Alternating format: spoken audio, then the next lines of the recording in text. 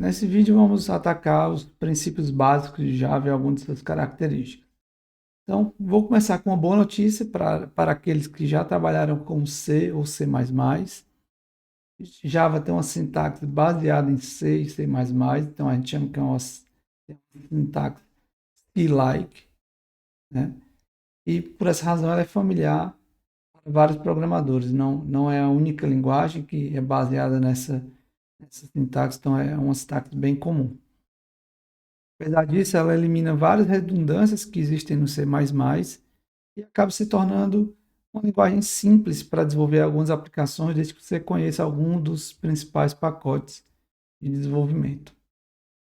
Além disso, como a gente falou anteriormente, Java é orientado a objetos, então ela nos permite escrever códigos através de definição de classes e objetos, e com isso provê o encapsulamento de dados e operações nessas classes, além de permitir subtipos através do mecanismo de herança, no caso, a herança simples, diferente de outras linguagens que permitem heranças múltiplas. Dá suporte ao polimorfismo, que é extremamente importante, como a gente viu anteriormente.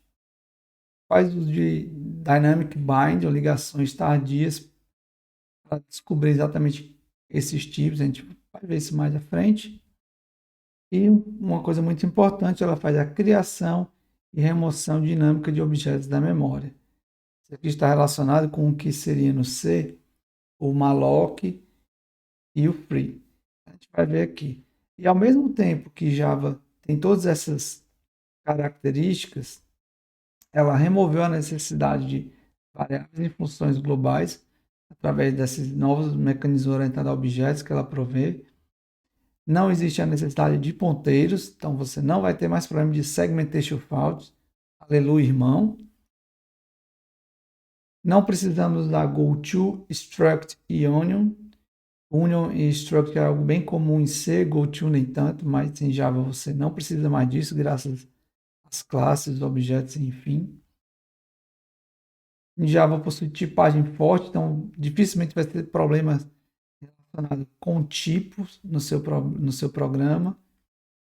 E nada mais de ter que ficar fazendo free e alloc e malloc. Então, em Java, tudo isso é feito dinamicamente pelo mecanismo que a gente vai ver mais à frente, chamado garbage collector.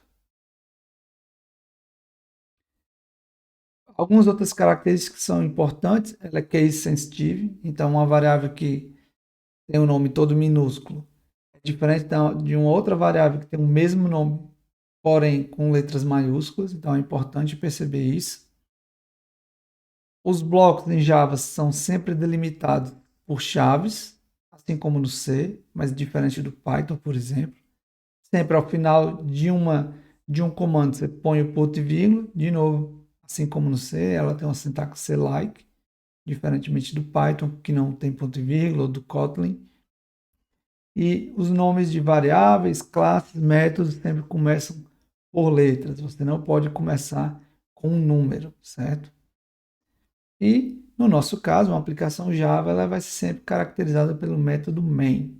É um método especial, a gente vai falar um pouco mais dele. Então, o método main é o método que representa o ponto de entrada de um programa Java. Então, é esse método que o interpretador da máquina virtual Java vai chamar primeiramente. E dentro desse método que vão estar todos os controles de fluxo, execução do programa, como quem programou em C está acostumado, nada novo. Só que a gente vai ver, nem toda classe terá um método main, mas é importante conhecer o método main com detalhes. E em Java, para você declarar o método main, você usa esse formato aqui: public static void main string, um vetor de strings. O nome do vetor tanto faz, normalmente a gente usa args por padrão. Mais à frente, a gente vai detalhar o que é esse public, o que é esse static, que é o void. Mas por enquanto, fiquem com isso em mente. A estrutura básica de um programa Java, ela tem que ter pelo menos uma classe. Então, diferentemente de C ou de outras linguagens, aqui No Java eu tenho que declarar pelo menos uma classe. E para que você veja a execução acontecendo, você tem que ter um método main. E aqui eu vou mostrar a definição, a sintaxe que define uma classe para vocês. Então, você pode ter um package que determina a qual pacote essa classe faz parte. A gente vai ver com calma o que é o package mais à frente. Em seguida, vem os imports, caso você esteja usando outras classes, da biblioteca do Java, por exemplo. E aqui depois entra na definição da classe em si. Eu tenho um modificador de acesso, que vocês vão ver várias vezes, vai ser um public. A gente vai ver o que é um modificador de acesso mais à frente. A palavra-chave class, que indica que eu estou declarando uma classe. Depois vem o nome da classe aqui, abre chaves, e aí você pode declarar seus atributos, pode declarar os métodos. Aqui eu ainda não vou entrar nesse detalhe, eu apenas estou mostrando o método main, porque eu preciso para executar um programa. Então, nosso primeiro programa em Java seria o glorioso Hello World, e aqui é como ficaria. Então, veja, eu declarei a minha classe, chamando ela de Olá Mundo, abri chaves, não tem nenhum atributo, e apenas criei o método main aqui, public static void main, como eu mostrei antes, e coloquei para imprimir. Então, esse é o nosso primeiro programa em Java.